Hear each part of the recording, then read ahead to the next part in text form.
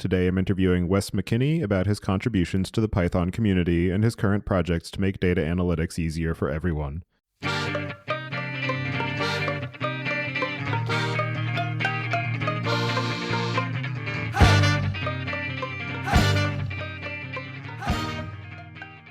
Hello and welcome to Podcast.init, the podcast about Python and the people who make it great. When you're ready to launch your next app or want to try a project you hear about on the show, you'll need somewhere to deploy it, so take a look at our friends over at Linode. With 200 gigabit private networking, scalable shared block storage, node balancers, and a 40 gigabit public network, all controlled by a brand new API, you've got everything you need to scale.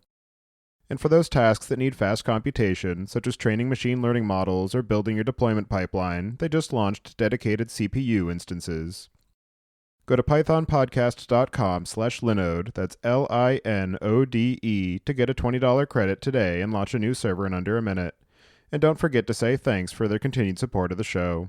And don't forget to visit the site at pythonpodcast.com to subscribe to the show, sign up for the newsletter, and read the show notes. And to help other people find the show, please leave a review on iTunes and tell your friends and coworkers. And to keep the conversation going, go to pythonpodcast.com/chat. To learn and stay up to date with what's happening in artificial intelligence, check out this podcast from our friends over at the Changelog. Practical AI is a show hosted by Daniel Whitenack and Chris Benson about making artificial intelligence practical, productive, and accessible to everyone. You'll hear from AI influencers and practitioners, and they'll keep you up to date with the latest news and resources so you can cut through all the hype. As you were at the Thanksgiving table with your friends and family, were you talking about the fear of AI? Well, I wasn't at the Thanksgiving table because my wife has forbidden me from doing so. It's off limits for me, lest I drive her insane because I never stop. New episodes premiere every Monday. Find this show at changelog.com/practicalai or wherever you listen to podcasts.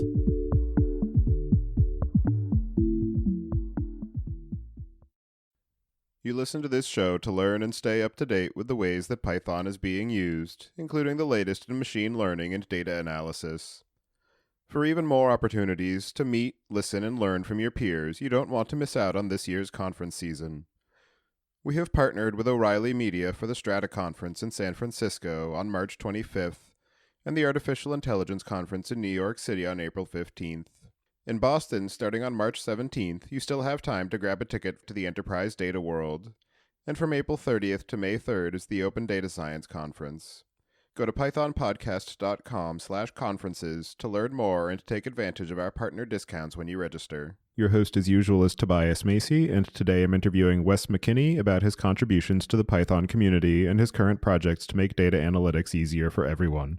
So Wes, could you start by introducing yourself? Sure. I'm Wes McKinney. Most people know me as the creator of the Python Pandas project. So I've been doing development work for data analysis tools for a little over 10 years, and very interested in open source software and models for doing funding models for doing more open source software and making data processing systems more powerful and more accessible to normal people. And do you remember how you first got introduced to Python? I do. The very first time I heard of Python, I was an undergrad at MIT. I was taking a class on algorithms. It was a computer science class. I wasn't a computer science major, but we were studying dynamic programming. It was the only part of the course where we actually needed to write code. And I had done a bit of Java, and I wrote my solution to the dynamic programming problem in Java, and it was maybe 150 lines of code or something. And a friend of mine, someone named Christine Corbett, told me that she was going to write her solution in Python. She expected it would only be 20 or 30 lines, and I was like, wow, how could that be? How could it be so short?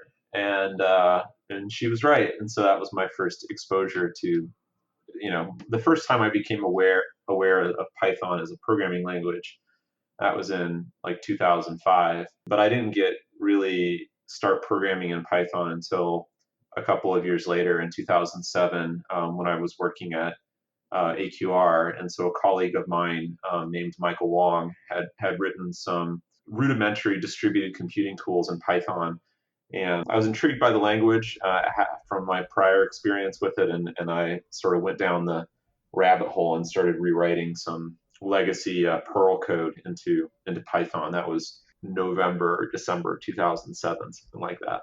And at this point, you have spent a large portion of your career on building tools and platforms for data science and data analytics, largely in the Python ecosystem. So I'm wondering what your overall motivation is for focusing on that particular problem domain. Yeah, well, I have a mathematics background, so I didn't do a lot of programming in the past. So, people talk about how they learn to program when they're like 10 or 11 years old or something like that. But, I really didn't start programming until much later in life because, I realized at some point that I needed to be able to program in order to be useful. And so I was struck in my first job working at AQR Capital Management up in Greenwich, Connecticut. I was struck by how difficult it was to go about very basic data analysis problems. So I saw how much time people were spending using Microsoft Excel. I was learning SQL, and I felt that for a lot of basic data wrangling, like SQL felt very clumsy. We were working with a lot of time series data. Also, that felt extremely clumsy. And just in general, it felt like there was a disconnect between ability of your mind and your brain to think about what you want to do with the data and the actual tools to do what what you want, essentially to carry out your desire to analyze the data. And so I got really interested in building tools for myself to be more productive, to make the whole process of translating, like I have an idea about what I want to do with the data, to actually I have working code to do that. And as I've kind of expanded,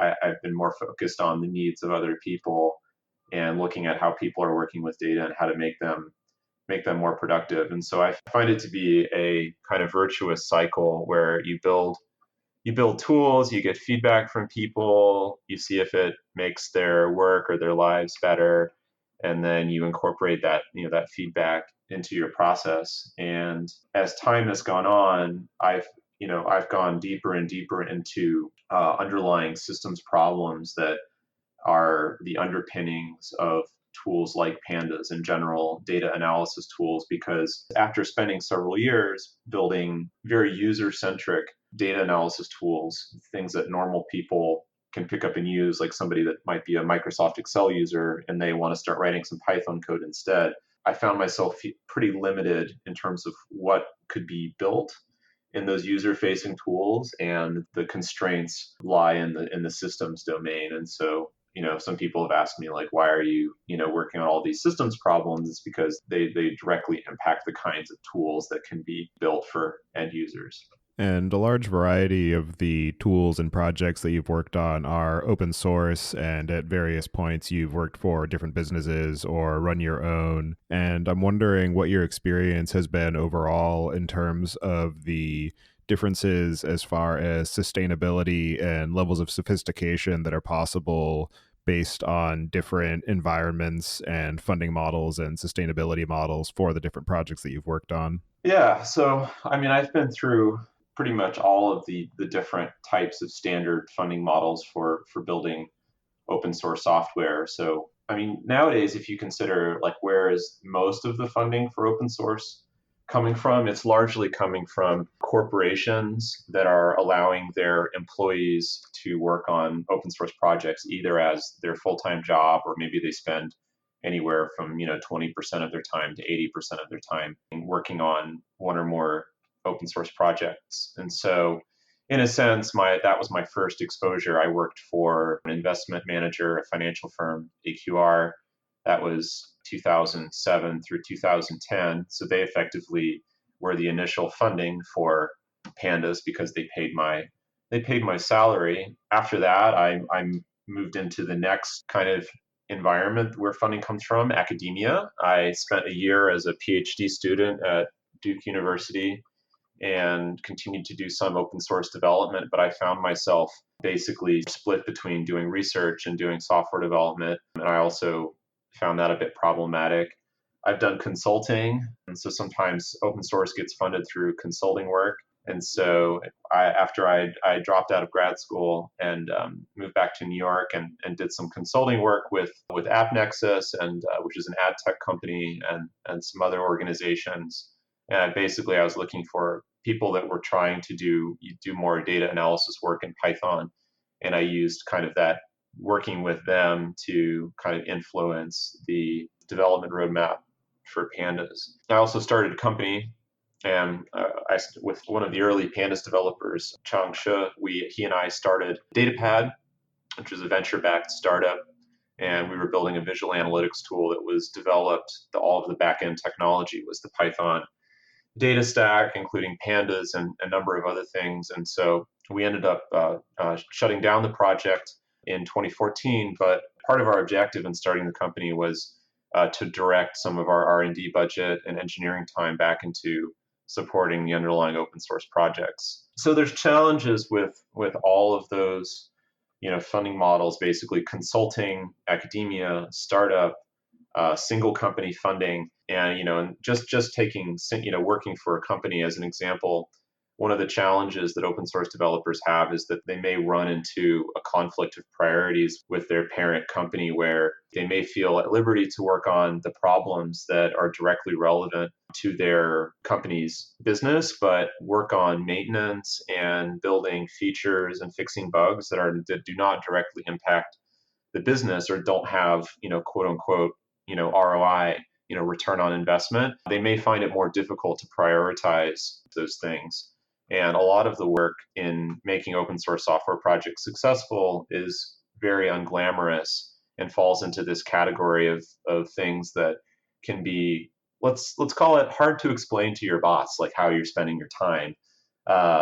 Doing code reviews and fixing, esoteric bugs that people report. It may not on paper seem like a high priority, when written down, but really is the core stuff that makes open source software projects successful, is that grind of taking care of all of the little things and making sure that that the project as a whole is healthy, and not just your little corner of the project that's immediately relevant to the applications that you're working on. And another issue that has been coming up more recently, as a larger number of businesses are starting to become comfortable with open source, is the idea of corporate-driven open source, with projects such as TensorFlow being top of mind, where the needs of the organization potentially outweigh the needs of the community, and so there can be some conflict of interest in terms of how the project is progressing, or who the primary developers and maintainers are on the project, that might not necessarily be conducive to a long-term health and sustainability of the project.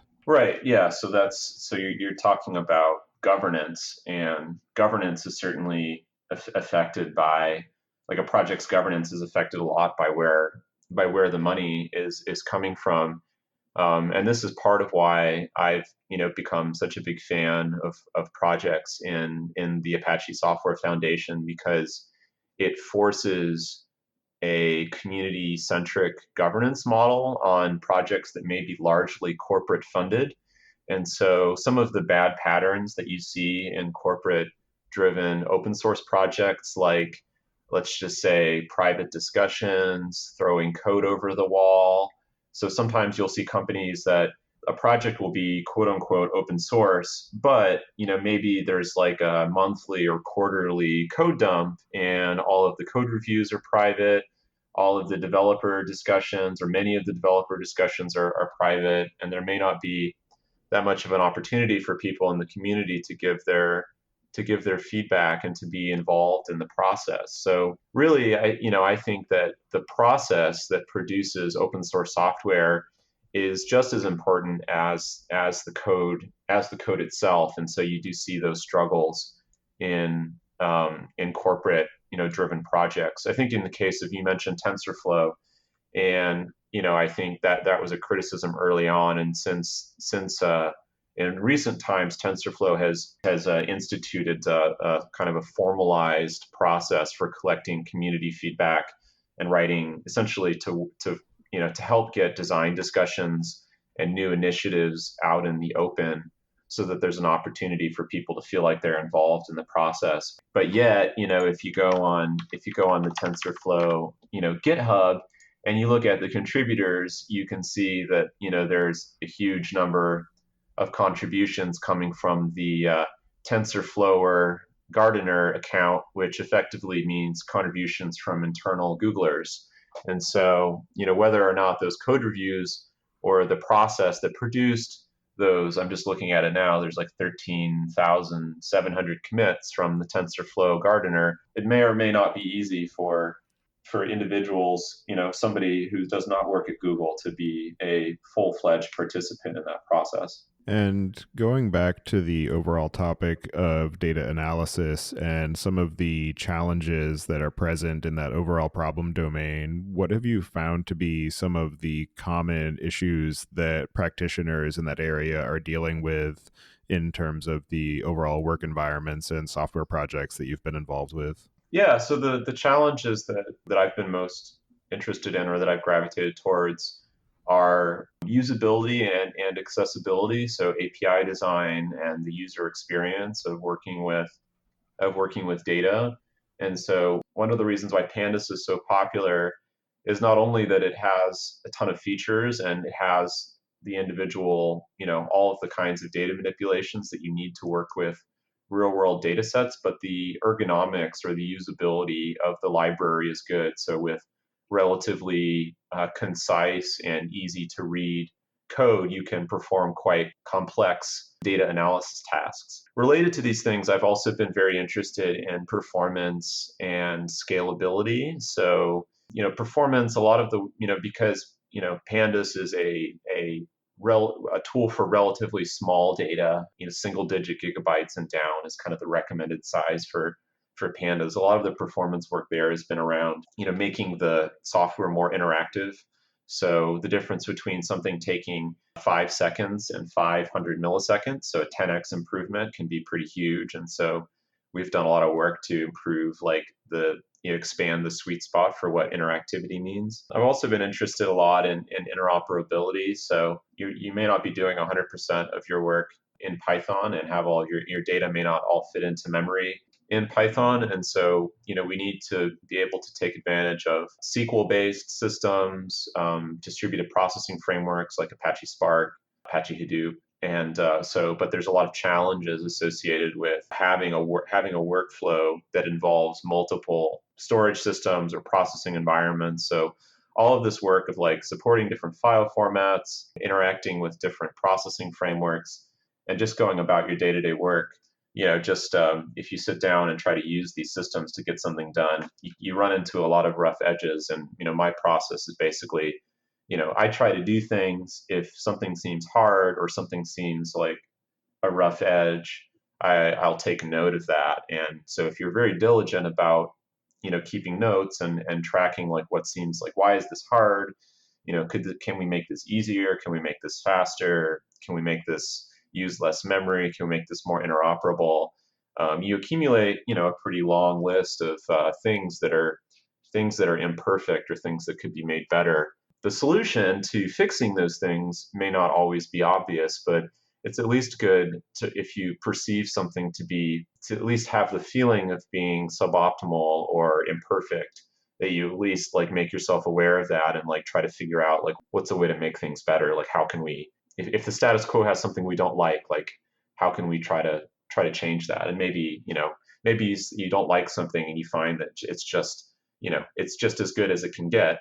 And I find that sometimes when I ask people about, hey, this tool works like this, and maybe it doesn't work that well, or, I think that I feel like a lot of people become somewhat kind of dulled to some of the difficulties that they experience. So Paul Graham, not that I'm a big Paul Graham supporter, but he has this essay called Schlep Blindness. And it's this idea that the kind of the tedium and the difficulties that people experience in their work, that after a while, they often will stop seeing them. And so they just accept a certain level of unpleasantness is just endemic to the process. And so classic example of this is Microsoft Excel.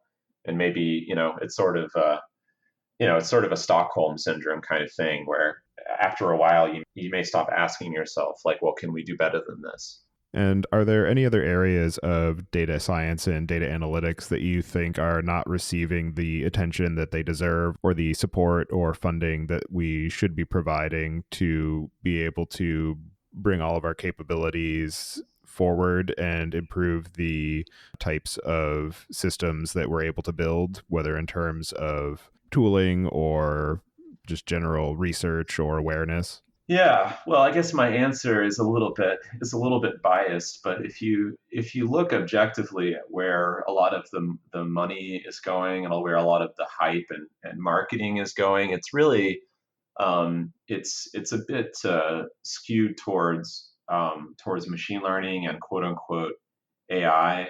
So that's basically like machine learning frameworks, deep learning. Like there's a huge amount of money that's being invested in that.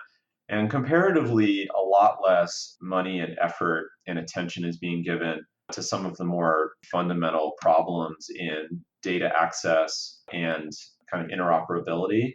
So just really basic things like reading data files. I think if you consider like public cloud providers, so Google, Amazon, and Microsoft, so they support 5 primary open file formats for data warehousing: CSV, JSON, Avro, Parquet, and ORC. And if you look at like the quality of libraries for dealing with those file formats and dealing with those file formats in the context of using a cloud platform, like the software is really not very good. And it sort of leads you to scratch your head. It's like, well, you wouldn't, isn't the problem of reading and writing data sets like pretty fundamental? And why don't more people work on that? It really perplexes me a lot. That happens to be what I'm working on in large part, but it's a function of part of the reason why I'm working on it is because I feel that it is underattended, and it is something that deeply impacts the productivity of the users. And I think when there's a lot of friction in really basic data access and data manipulation, that it tends to close out off kind of, people will choose not to pursue different development approaches to problems because they run into these really basic roadblocks just dealing with the data in a really basic way. So, I'm really interested in having robust and reusable, high quality solutions to data access and, just dealing with data sets in a multi-language setting. So not just for Python, but for all programming languages. And on that front, you've been dedicating a lot of your time and attention to the Arrow project, which I know initially started off as just a way of being able to share data frames in memory between Python and R, and has now expanded into the realms that you were discussing of data access and interoperability with different data formats. So I'm wondering if you can talk a bit about some of the cases where a Python developer would be interested in leveraging Arrow and also being able to use its capability for incorporating capabilities from other runtimes, such as a particular analysis suite in R or something in Julia, versus re-implementing it in Python or finding a different Python library that does some measure of the same things. Sure. So the Apache Arrow project, just to give a little bit of history about things, a very brief history about how things got started. I had been building the DataPad company with Chang and our team in 2013 and 2014, and we felt like we were boiling the ocean in a number of ways and working on a lot of systems problems around low latency and high performance analytics in the cloud. And we developed a bunch of column based or columnar analytics tools to be able to power the DataPad application. We decided to join Cloudera at the end of 2014 to spend more of our time working on systems problems for data science. And my initial appointment when I landed there was to come up with a plan to make Python more of a first-class citizen in the big data world. So that's in the Hadoop and Spark ecosystem. And one of the things that struck me pretty much right out the gate was how fragmented the technology was. And this is, just a function of things being open source and there being lots of different corporate players. And so even though hundreds of millions of dollars have been invested in open source big data projects, there's still, the level of interoperability was not very good in terms of sharing data and using multiple computing frameworks in a single application. It was also very Java centric. And so a lot of these systems were written in Java, or they were more like black box-y in a sense. So I was working with the Apache Impala team. It was still the Cloudera Impala back then, but I was interested in plugging Python into Impala and found that really basic issues like how do we move data between Impala and Python, that there was no off-the-shelf technology to do that in a standardized way. And so I spent a large part of 2015 gathering a group of open source developers to see if there was interest in defining a standardized data representation, basically a standard data frame that was language independent. So it could be used in Java, could be used in Python, C++, R, really used in any language that would be a technology that we could use to essentially tie the room together. So that was the rationale for creating the project. And the reason that having this common data format is so important is that it gives you something to collaborate on. So traditionally, if you consider two systems, they write libraries to read and write data sets. They write algorithms to perform analytics on the data sets. They write messaging layers to move data sets around in a distributed system, around on a network. All of the code and the libraries that people write in general are specialized to the way that the data is represented in memory in the runtime environment. So by defining this standardized representation, it allows us to create reusable libraries and also, to be able to use libraries written in different programming languages in process without any overhead. So now, a few years later, we can use C++ and LLVM to process data that originates in the JVM without any serialization. And so it's the kind of thing that we always dreamed of, but it's just extremely difficult because you have to define all of these standards and these ways of communicating large data sets in a language agnostic way. And so as we've built out the project, our goal has expanded beyond just defining an open standard for tabular data sets, aka data frames, to building essentially a polyglot development platform for building data processing applications. So if you're working with tabular data sets and you're working in Python or C++, there's building blocks, all of the building blocks that you need to do analytics, to read and write data sets, to send data sets in a distributed system. These are kind of the basic pieces that you could use to build a data frame library like Pandas, or that you could use to build something more sophisticated like an analytic database. And so for me, the interest is in partially improving interoperability like broadly across the big data world. But I'm also interested in consolidating efforts within the broader data science community. So that's the Python world, the R world. We have a pretty significant contingent of Ruby developers that are really interested in having data science tools for Ruby. And we are, building almost all of the core computational system software in C++, and then we build relatively thin bindings to those libraries that we can use in Python and R and Ruby. And so in other languages, we also have MATLAB kind of bindings to C++ libraries. So it's really cool that we can implement a feature once and keep improving that implementation. And that code is immediately reusable in all of these places.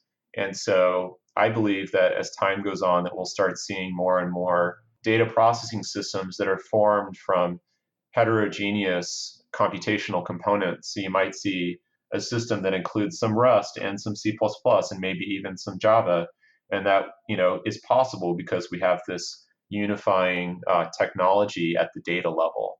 And so I'm really very excited about that. But as you can imagine, it's one of these like frighteningly ambitious projects that hasn't really happened in the past. And part of the reason it hasn't happened is because it's so difficult. And I'm sure that one of the biggest challenges that you're facing in the process of working on and helping to shepherd the Arrow project is identifying which concerns belong to Arrow specifically and which should be relegated to those other language ecosystems. So whether you should just rely on Arrow being a method of data interchange or include some even lightweight analytical capabilities there to try and allow for pushdowns from things like R or Python, and any challenges as far as replicating effort or wasted effort between those different language communities and raising awareness of which capabilities exist where and how to incorporate them into a larger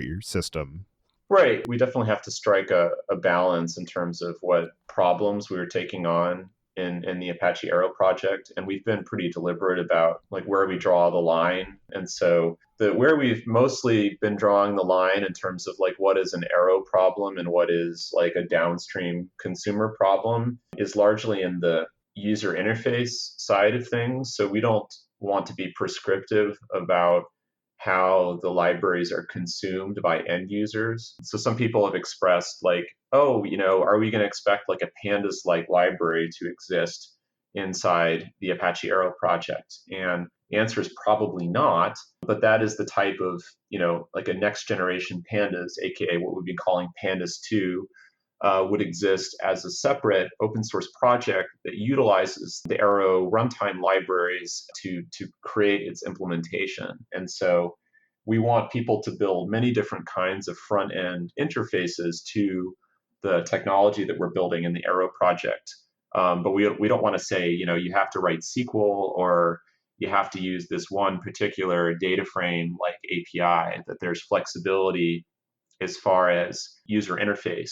But the key thing is that the components in the project are reusable and have clean public APIs. And so if you just need to read and write data sets as Arrow format, you can do that.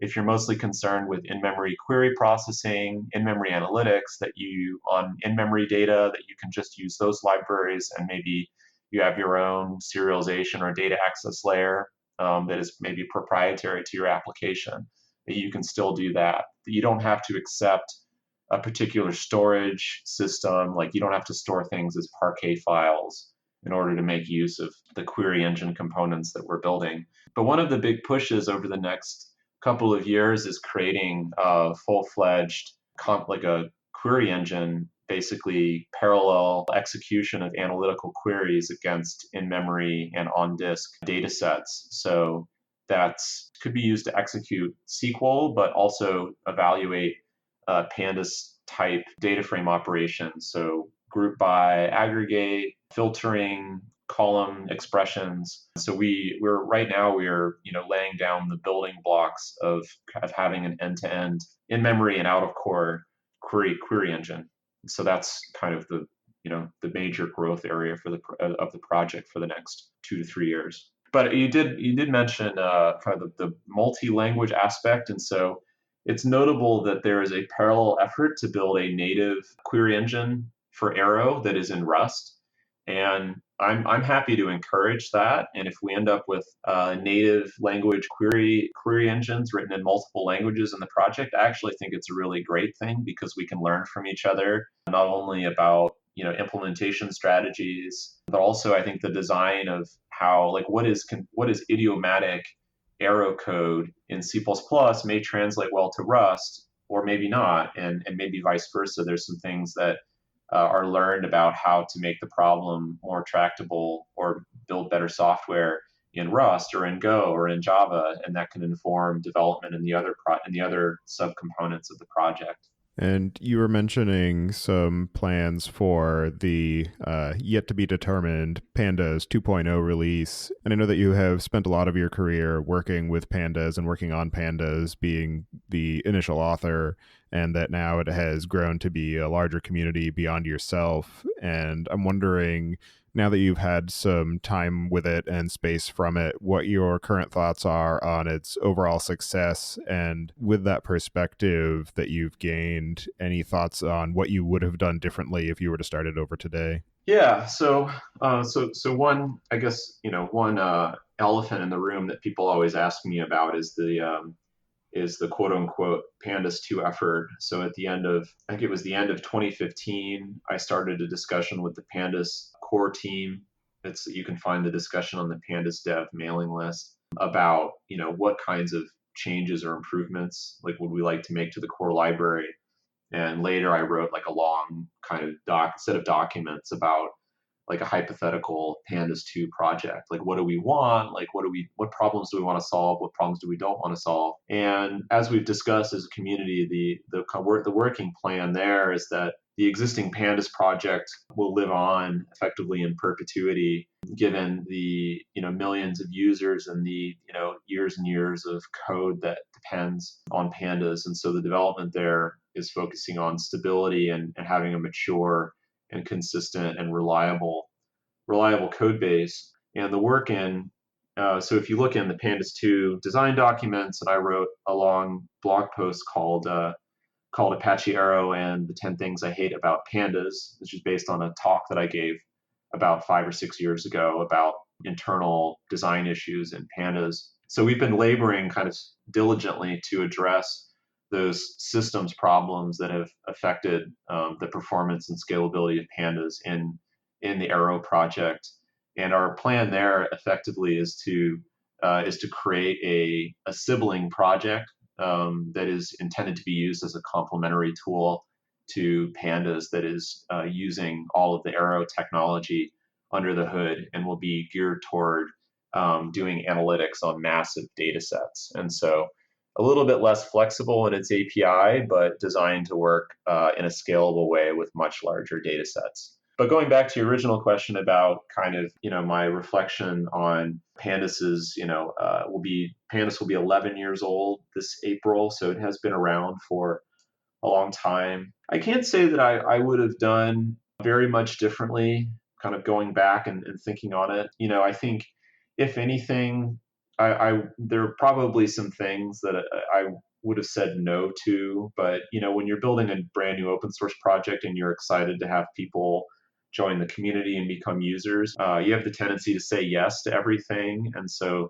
now, there's some things in Pandas that are being deprecated and maybe removed, like things that seemed exciting once, but maybe haven't gotten as much maintenance, love, or use over the years. But when you go back a decade, things were a lot different back then. So the center of gravity in the ecosystem was in scientific computing and HPC, and people used NumPy for a lot of things. And so it was in Pandas's interest to have really tight interoperability with NumPy, that if you didn't have that, then basically your project would be more or less dead on arrival, because there was just too much friction for people to pick up and use the tool if they were already using NumPy.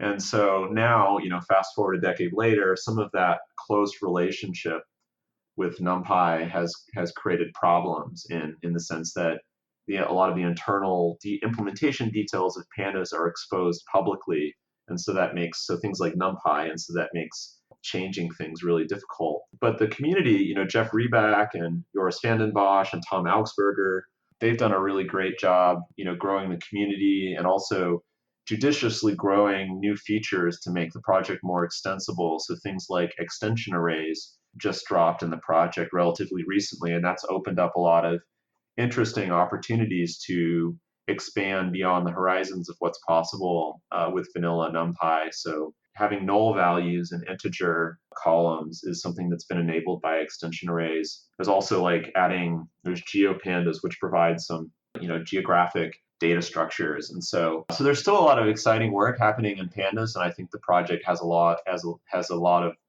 growth and work ahead of it. I don't see the Arrow work as being in conflict with Pandas at all. And, I see kind of let's call it a symbiotic relationship between the work that we're doing in the Arrow project and Pandas, in the sense that we want to make sure that if somebody has, 100 gigabytes or hundreds of gigabytes of Parquet files, that they're able to perform standard analytical queries on those data sets. And if at some point you need to cross over into Pandas and build pivot tables and do classic Pandas stuff, that it's straightforward for you to do that. But the presumption is that at that point, you're going to be working with smaller amounts of data. Pandas is more of a Swiss Army knife than a chainsaw, if that makes sense. And a lot of your overall sort of recognition in the Python community in particular, but also data science at large, is related to Pandas. And most recently, you've been very involved with the Arrow project. But I'm wondering if there are any other achievements that you're particularly proud of that you'd like to call out that people might not necessarily be as familiar with.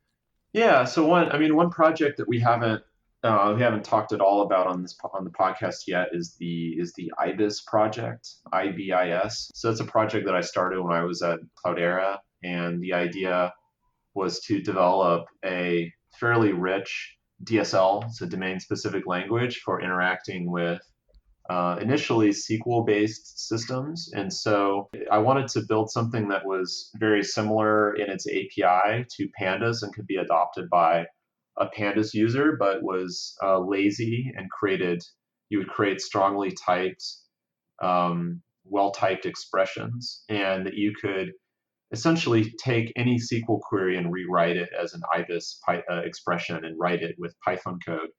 And I contend that the IBIS is probably one of the most underappreciated things that I've worked on, because are big fans of it, because it makes writing really complex SQL a lot more tractable, and it brings a level of code reuse to SQL analytics that is, you can't really do in SQL. So the way you reuse code in SQL is by copy and pasting. It's something I'm quite proud of, and I think also the work in designing the expression language of IBIS is also influencing the work that we're doing in the Arrow project, because we also need to have a DSL for writing down deferred analytical expressions in C++.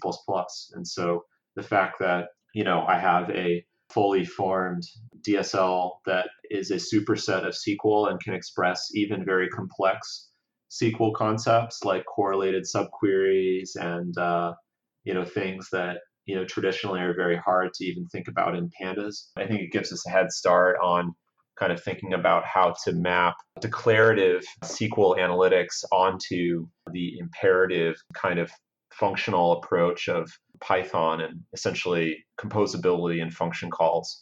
So I think it's an interesting research project, and something I hope that more people take a look at. It's been one of these like sleeper projects that has been growing and developing over time, and has expanded to support a lot of different SQL systems. It now has an in-memory Pandas backend, and Philip Cloud from the Pandas project has done a lot of amazing work on that. Christian Such, who is also getting involved in Apache Arrow as a PMC member in Apache Arrow, and has been working with me on that project as well. So he's done a lot of work on IBIS. So it's a cool project. But I've tended to concentrate my development work in a few areas. So Pandas and IBIS and the stats models project, or outside of the Arrow project, are where most of my development work has gone. And it's also worth at least an honorable mention that you wrote the book Python for Data Analysis. So if anybody hasn't read that, it's probably worth taking a look at that as well, as a means of getting introduced to the ecosystem.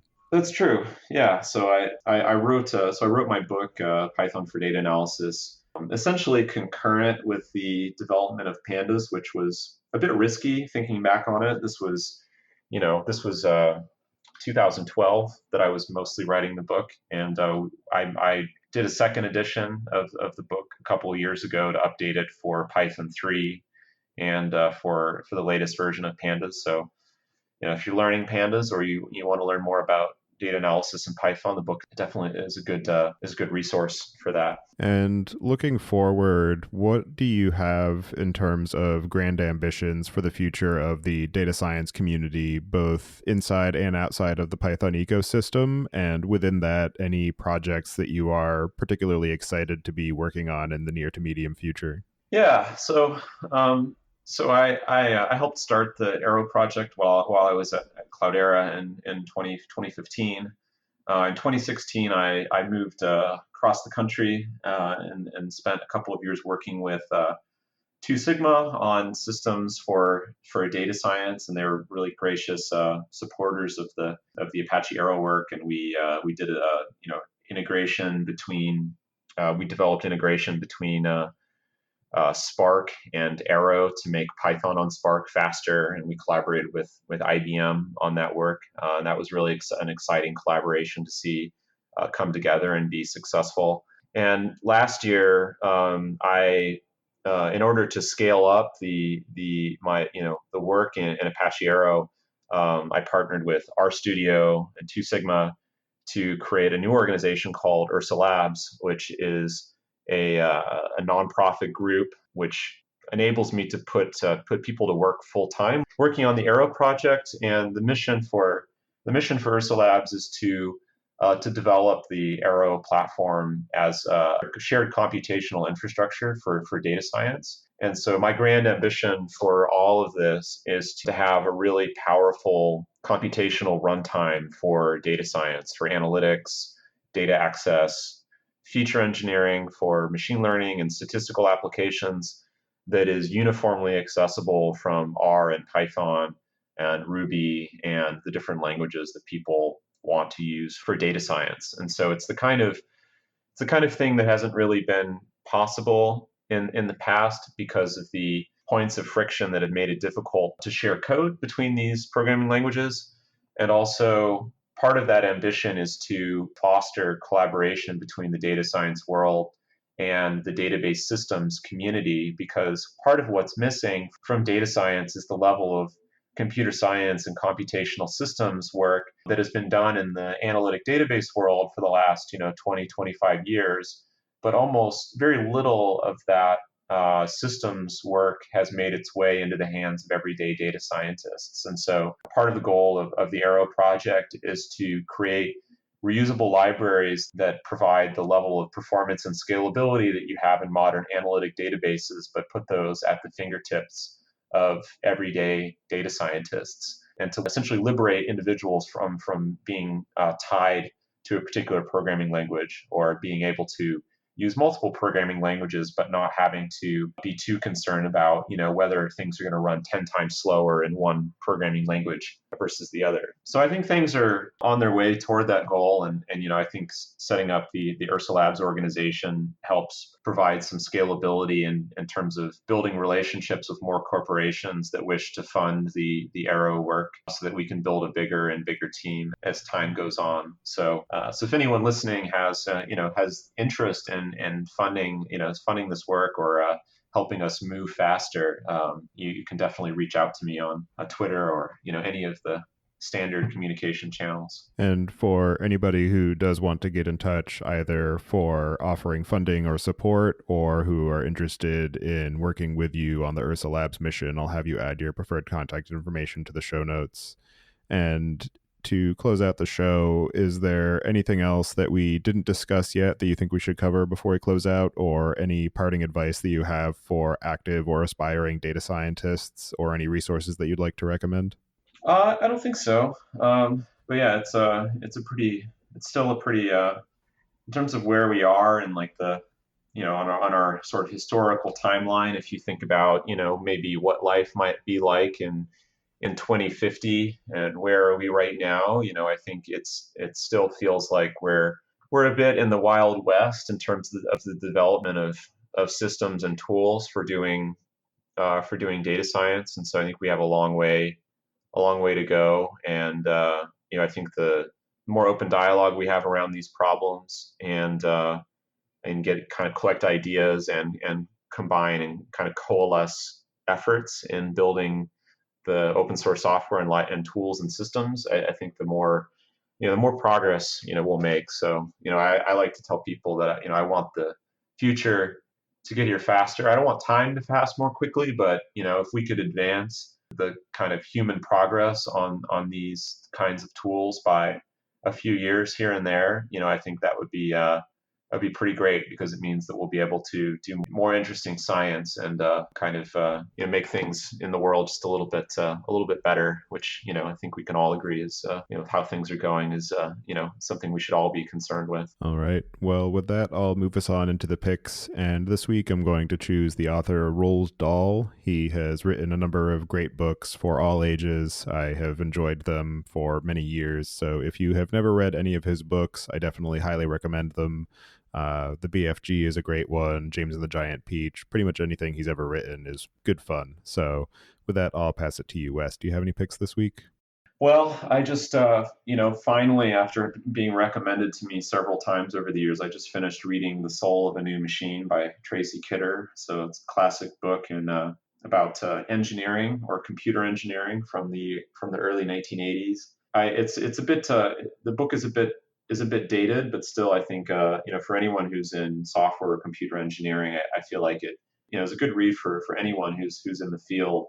It helps kind of understand the motivation that drives engineers to build things. So I found it to be a pretty enlightening profile of, some people that worked, very hard over a very short timeline to build a new computer system. So it gets a high recommendation from me. Well, thank you very much for that recommendation. I'll have to take a look at it. And I appreciate you taking the time today to join me and share your experiences working with and building tools for the data science and data analytics communities. I have used the outputs of your labors a number of times. I'm sure a number of other people have as well. So thank you for that. And I hope you enjoy the rest of your day. Great. Thank you. Thanks for the conversation.